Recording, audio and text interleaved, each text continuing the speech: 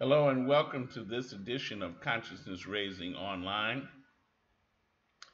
And thank you, Clyde. Good to see you.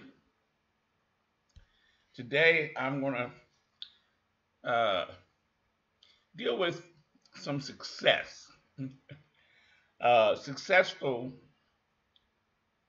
revolts, rebellions, and mutinies.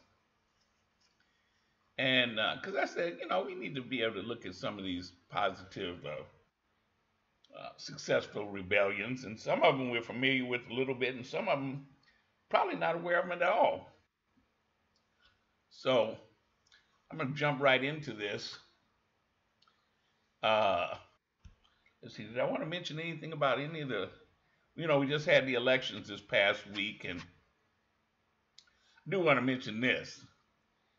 That dude, that resident guy, he is just so arrogant. He really went after the black women reporters this week who cover him in the White House. Just some arrogantly racist stuff. And if we could catch him by himself, there's a whole lot of brothers that would give him a good arse whooping. Let me say hello to River. She can't necessarily text, but I know she's always in class, so I just want to acknowledge that I see you. I know you're there. um, the first rebellion I want to deal with spotlights a brother by the name of Gaspar Gaspar Yanga, Gaspar Yanga, otherwise known as Yanga or Nyanga. He was born in Gabon in 1545. He was said to be of the Bran tribe, or Bran, B-R-A-N tribe, and was a direct descendant of the royal family of Gabon. He got his first name, Gaspar, when he was captured, kidnapped, and sold into slavery. He was also referred to as the first liberator of the Americas, or El Primer Libertador de las Americas. In the mid 1500s, he was an enslaved African and transported to New Spain, modern day Veracruz, Mexico. And here's the thing, he was assigned to work on the sugar plantations. Now, here's the deep thing. Mexico is documented as having the second largest population of enslaved Africans. Think about this. To have the second largest population of enslaved Africans, the largest was Brazil. So in what was then the United States, there were more enslaved Africans in Mexico than there was in the United States. In Veracruz, if you look it up, you see Veracruz is a particular area of Mexico where it's documented that they brought Africans there, bunches of them. That's why it's kind of ludicrous for the Mexicans to try to pretend that they don't have no African blood. Around 1570, Yanga, along with a group of enslaved Africans, revolted against their Spanish captors and settled in the hilltops near Veracruz, Mexico. They were called Maroons. Yeah, because I'm familiar with Maroons in the islands, but I didn't realize that they were called Maroons in Mexico. It was a contained colony where the ones that revolted, and it was open to other runaway Africans. They lived there unbothered for over 30 years. Now, here's what I really liked: they sustained themselves by robbing passing caravans and selling the loot they gained. Now, in 1609,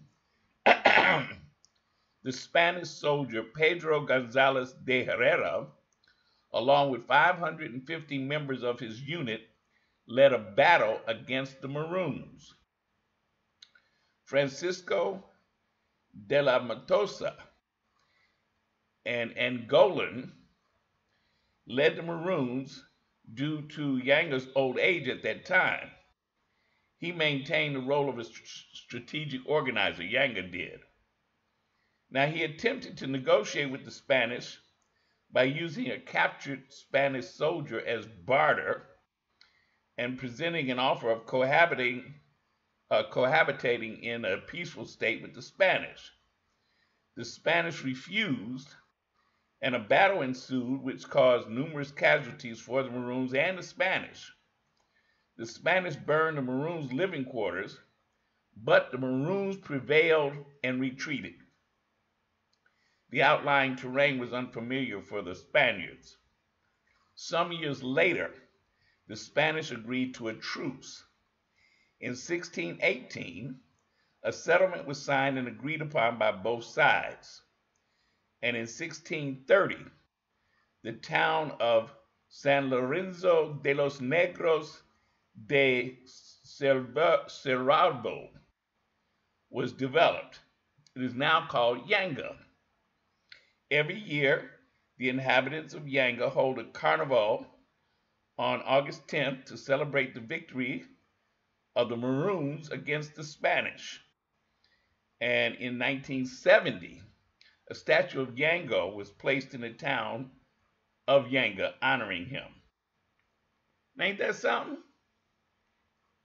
Now, what's deep about this is that, even when I was learning African American history in the United States, they never talked about this. And if you think about it, that was huge. That was huge. They fought them toe to toe. Okay? So again, it's just remember the Yanga, Yanga in Mexico. It's a town there, and that's where the history can be found. Deep. The next one, let me go slow so I make sure I say his name correctly. This is, let me make sure I got it right. Zumbi. Zumbi. Now, Zumbi, let me get this correct here, is Zumbi dos Palmares. He was in Brazil. Now, since the 1960s, Brazil has been celebrating Black Awareness Day or Black Conscious Day. And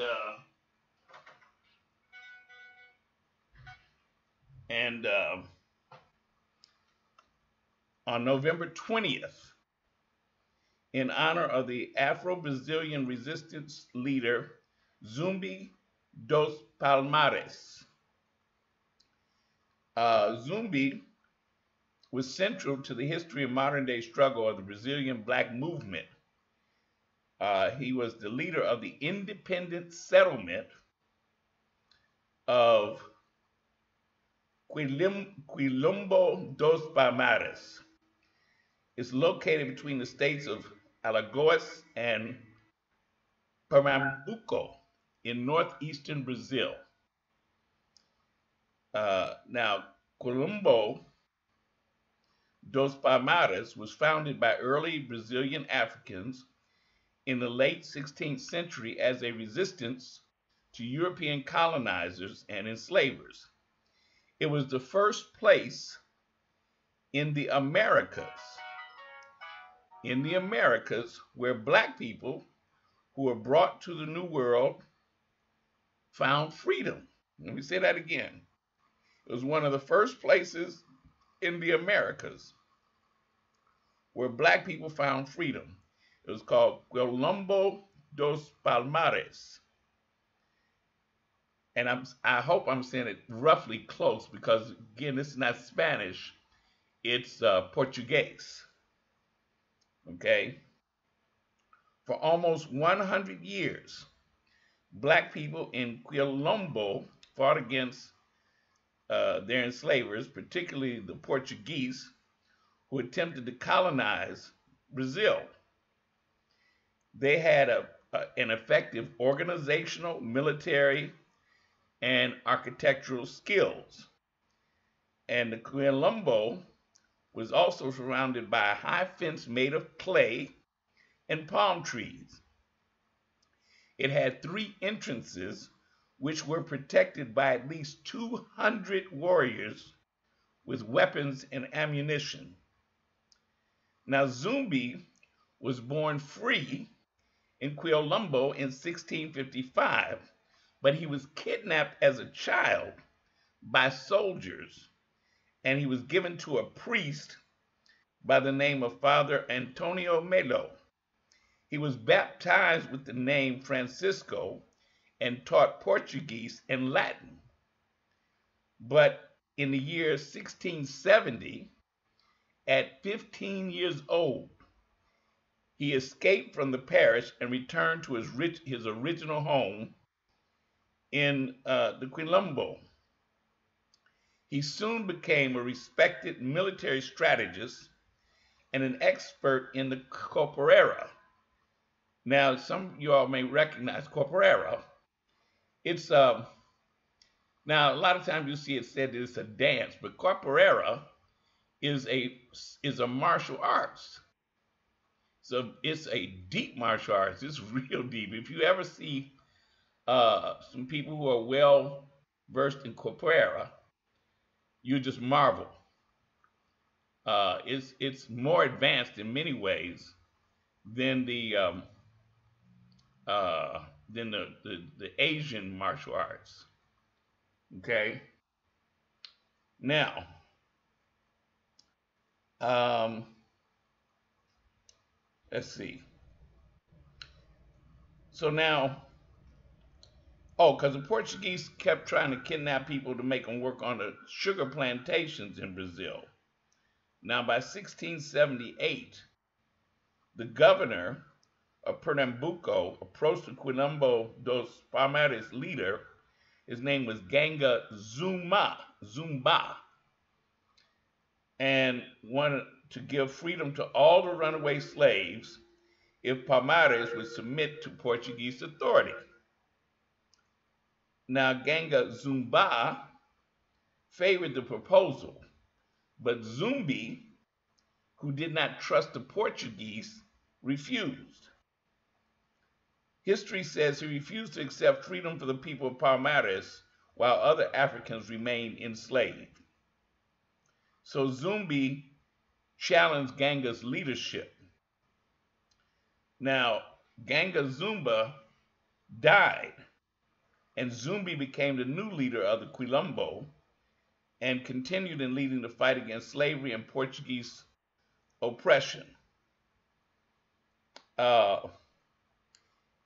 He was said to have challenged several European settler military expeditions, forcing the King of Portugal at the time to write him a letter urging him to surrender and live under Portuguese laws. He still refused to kowtow to the Portuguese, insisting on full freedom for his people. Zumbi, however, was killed in a battle on November 20th, 1695, and his date of death is commemorated every year to remember the contributions he made to the struggle against colonialism and to the Black consciousness movement. All over Brazil, there are hundreds of organizations and cultural groups named after Zumbi, Zumbi. And so if you go there, you will see those those different organizations and et cetera. So now you'll know that they're talking about Zumbi. Okay. Uh, and remember, there's twice as many black people in Brazil as there are in the United States. Huge population, but they speak Portuguese. Sad thing is that they just elected over there a real fascist, a real dude like our resident, and so they're going to be challenged over the next years to deal with that. Okay, but the black consciousness movement is actually very strong over there. Okay, now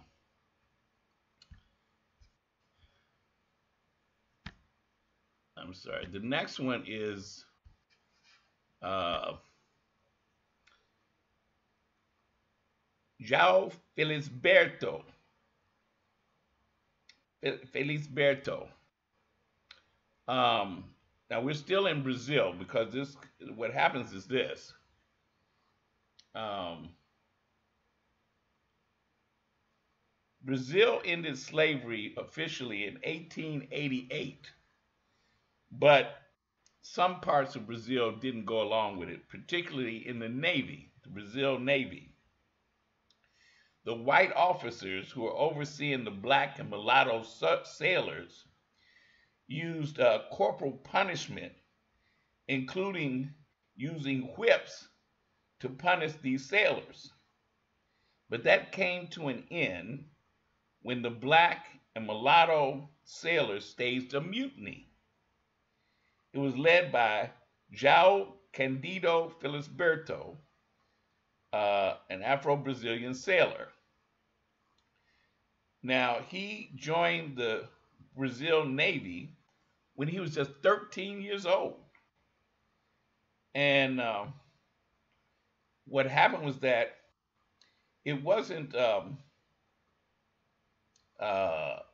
it wasn't a really seen outside of the military, but the prejudice was really strong. Uh, for example, the black and mulatto Navy officials would be served substandard food, and it led to outbreaks of beriberi, which is a disease. You have to check that out. And corporal punishment as a toll of discipline on the ships. So they grew tired of this treatment. So the crewmen formed a committee to plan on an end of corporal punishment on the Minas Gerais, a new age ship acquired in 1910. One of the experiences was the arrival of the crewmen in England, where they got to watch the English crewmen experience better treatment. Once they saw that, they said, oh, wait a minute. We need to have some of this because the British sailors also were unionized. So, and they had a successful strike. So the Brazilian brothers said, oh, we got this covered. Now, in November 1910, one of the Afro-Brazilian sailors was given 250 lashes for allegedly injuring a fellow sailor with a shaving razor. 250, dang. This became a catalyst for the mutiny on the ship. On November 22nd, 1910, about 1,500 to 2,000 black naval sailors stationed at Rio de Janeiro revolted on the Minas Gerais, sounding gunshots so that other ships knew the revolt had started. The captain of the Minas Gerais, João Batista de Neves, was killed in the revolt. Before midnight on November 22nd, a letter was sent from Sao Paulo battleship to the president of Brazil, Hermes de Fonseca, demanding an end to the whipping, to the lash. Here's part of what the letter said. It said, uh, where is it? We as sailors, Brazilian citizens, and supporters of the Republic can no longer accept the slavery as practiced in the Brazilian Navy. We do not receive and have never received the protection guaranteed by this nation.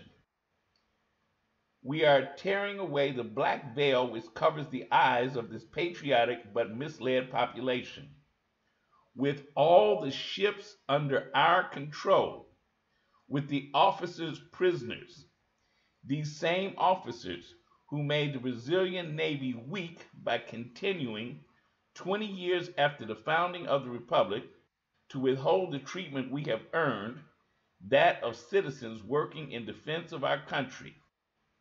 We are sending this message in order that His Honor the President can grant Brazilian sailors the sacred rights guaranteed by the laws of the Republic, end the disorder, and grant us some favors to better our Brazilian Navy, such as to remove incompetent and indignant officers from serving the Brazilian nation, reform the immoral and shameful code under which we serve, end the use of the whip, the bolo, that's the beating of the hand with an instrument, and other similar punishments, raise our pay, and educate those seamen who lack the competency to wear our proud uniform, and put a limit on our daily service and see that it is respected. Yeah, I love this. It says, Your Excellency has the pleasure of 12 hours in order to send us a satisfactory response, or else you will see the nation annihilated. Because now they're taking over the whole Navy. They're taking over all the ships. Okay, thank you. Clyde says beriberi is a thiamine deficiency. Body cannot absorb vitamin B. Ooh, vitamin B1. Thank you. Wow. Okay. Now that battle became known as the Revolt of the Lash, or Revolta da Chibata in Portuguese. Don't quote me. I don't know if that's really how you say it in Portuguese. I don't speak Portuguese very well. But now check this out. The president not only approved the end of the lash, but also granted Felisberto and other sailors amnesty. Okay? But now dig what happened. It didn't last long. President Fonseca went against his word after upper class Brazilians told him he better straighten that crap out. So Felisberto and his fellow seamen who took part in the revolt were arrested and punished. Others were tortured and murdered. Felisberto himself was tortured and even suffered tuberculosis before he was released a few months later. Referred to as the Black Admiral by the press, Felisberto sank into poverty and was discriminated against as a harbor worker in the 1930s. He spent the rest of his life ostracized in Sao Domete until his death in 1969.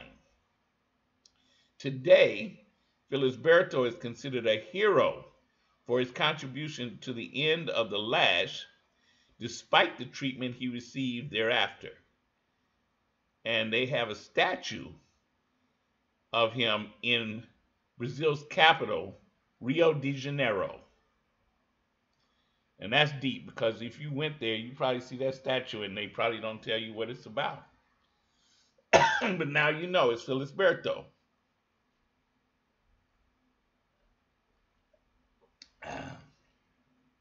And ain't that low down president, I wonder if he's any kin to our president,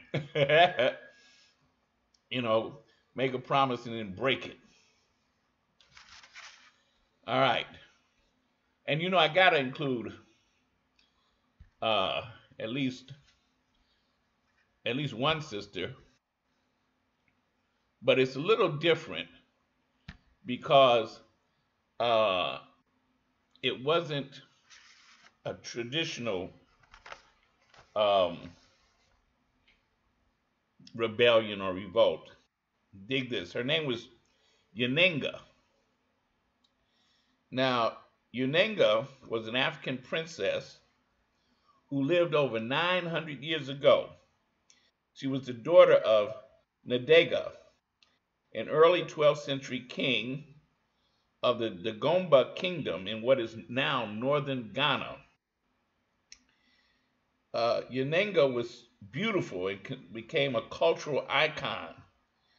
She was a woman with strong character and an independent mind, and she was a beloved princess who, from the age of 14, fought in battle for her father against the neighboring Malinkes.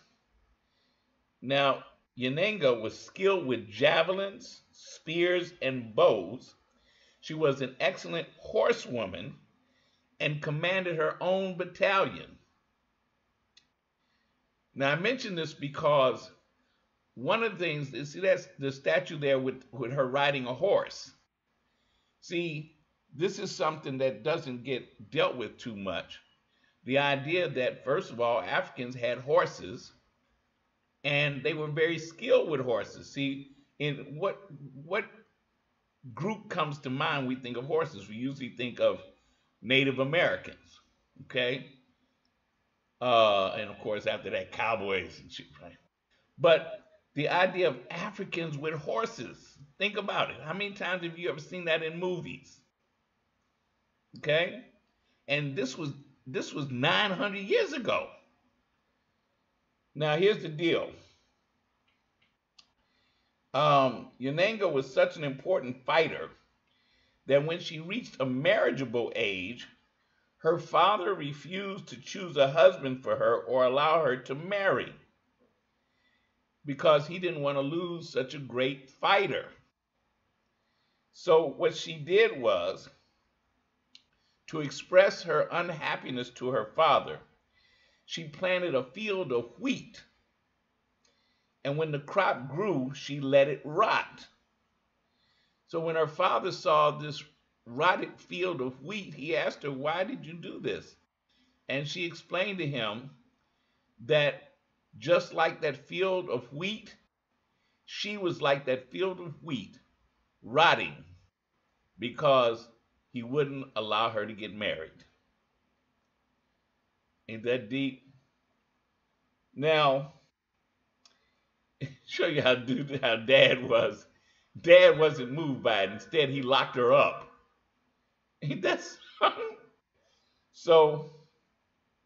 One of the king's horsemen helped Yanenga escape on her stallion. She was dressed as a man, and they were attacked by the Malinkes, and her companion was killed, and Yanenga was left alone. She continued to ride north. One night, when she was exhausted from crossing a river, Yanenga's stallion took her into a forest. She met a solitary elephant hunter named Real. When he saw through Yanenga's disguise, he, of course, was just moved by her beauty. They fell in love, they got married, and Yanenga and Real had a son they called Quadrago, which means stallion, and is now a common name in Burkina Faso. And the son, Quadrago, founded the Mossi Kingdom, Mossi.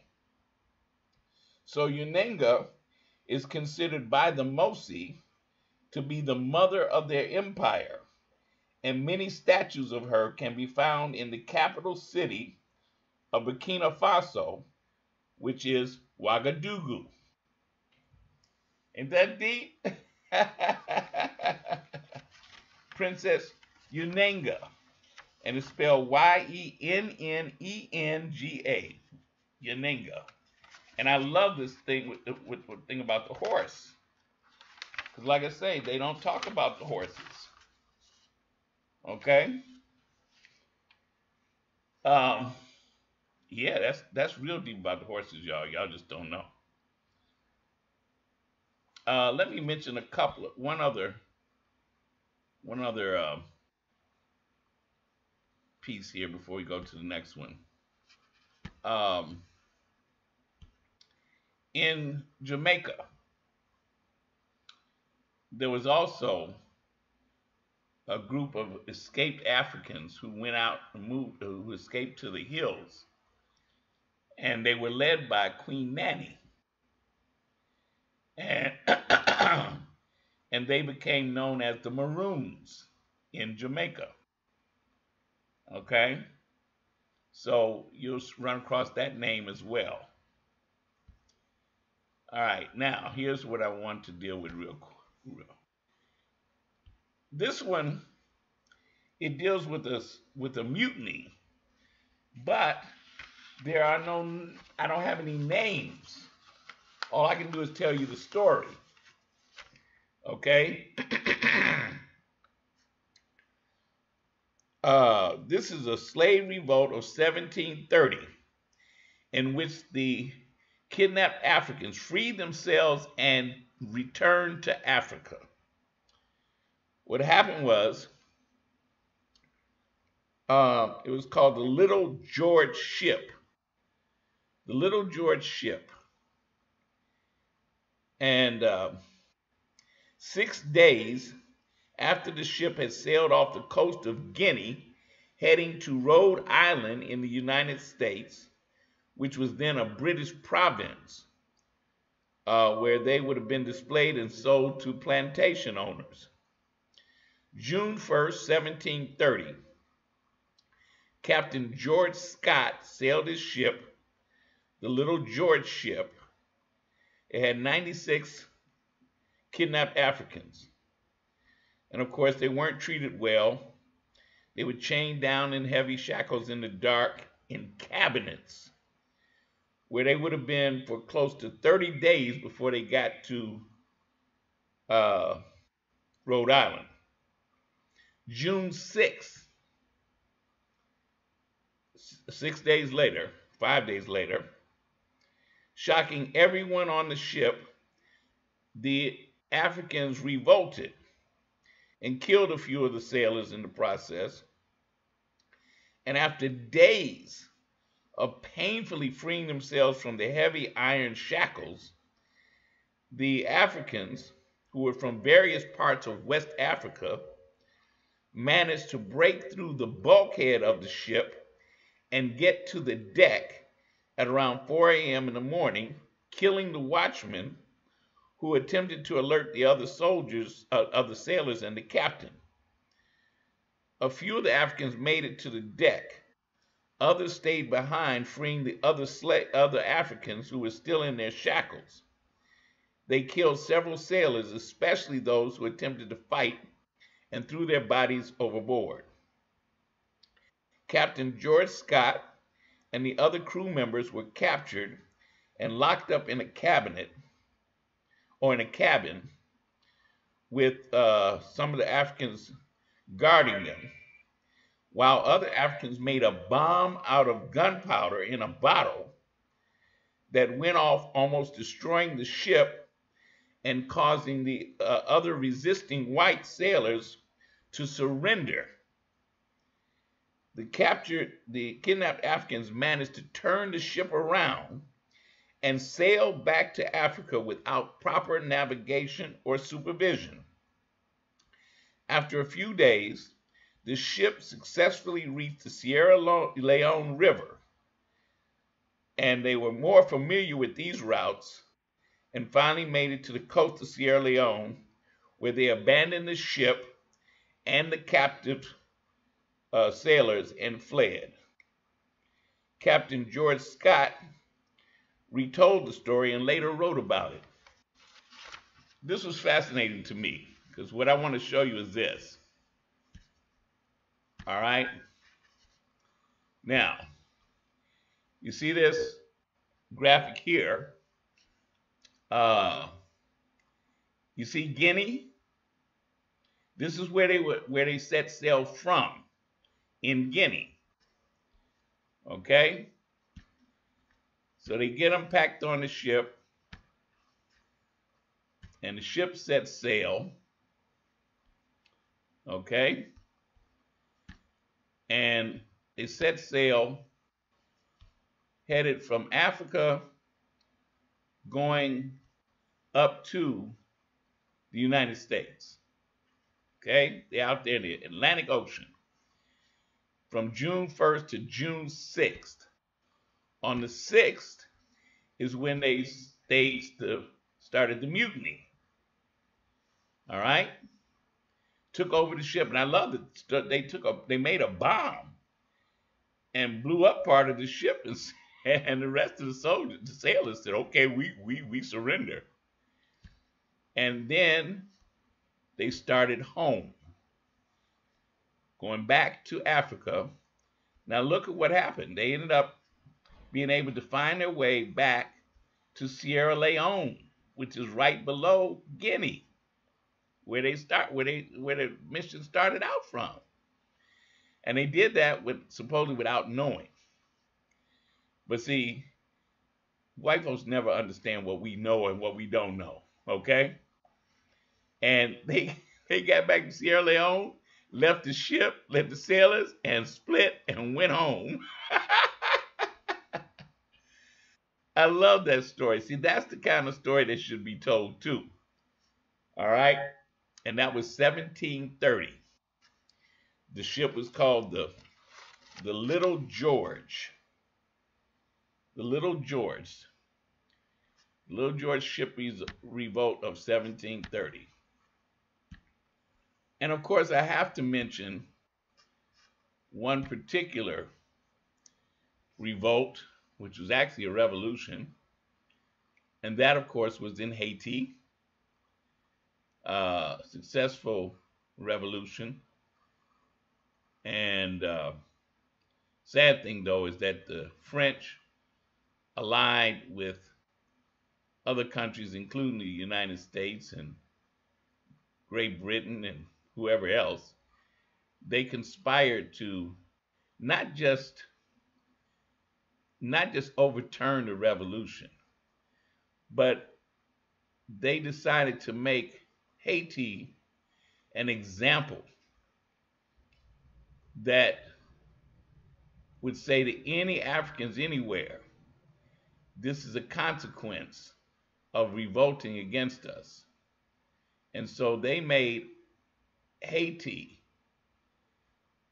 even to this day, what do they say about Haiti? They say it's the poorest country in the Western Hemisphere. And they have made sure that over the years they were mistreated. For years and years, they had Papa Doc Duvalier as the dictator, supported by the United States and France too, because that's us. It's a lot of French there, right? And here's what's really weird.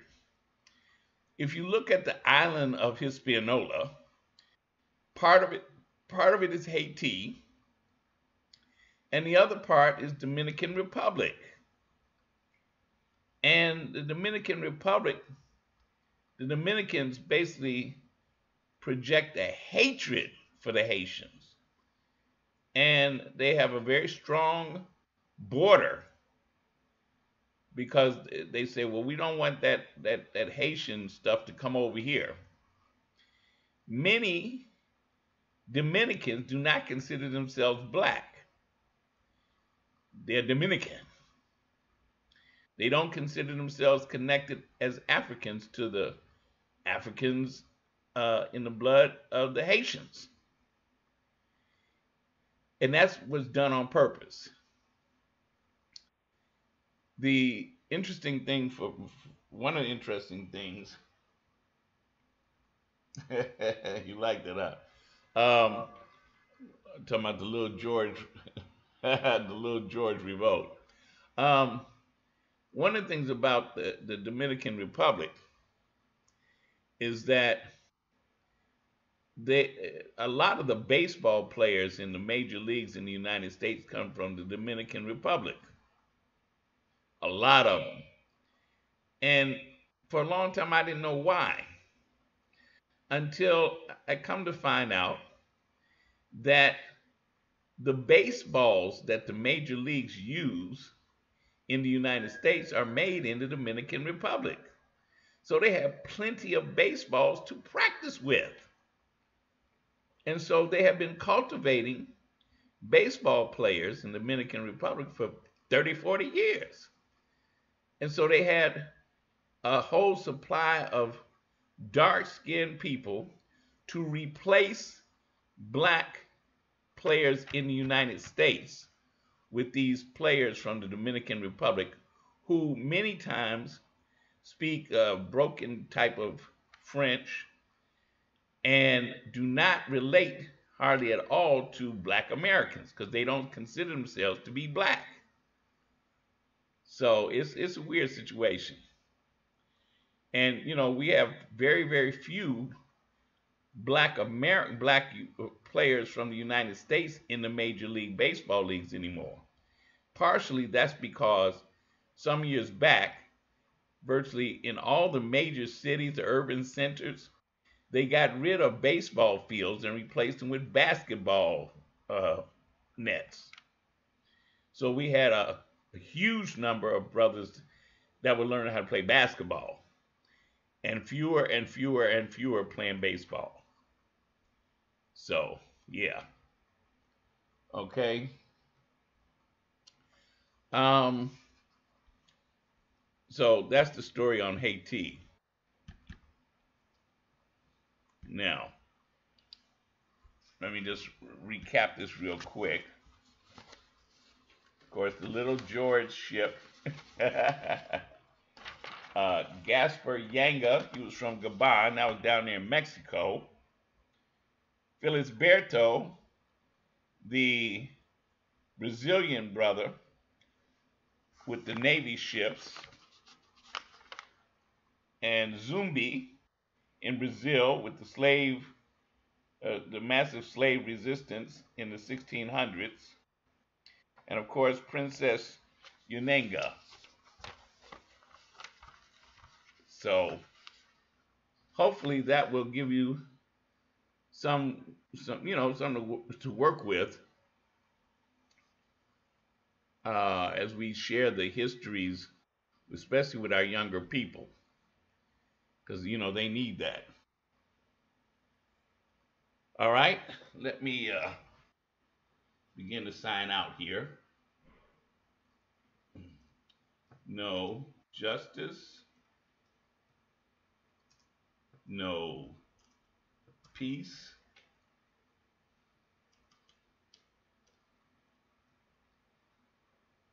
no love. KNOW. Okay, and I will see you all. Uh, see you in the whirlwind.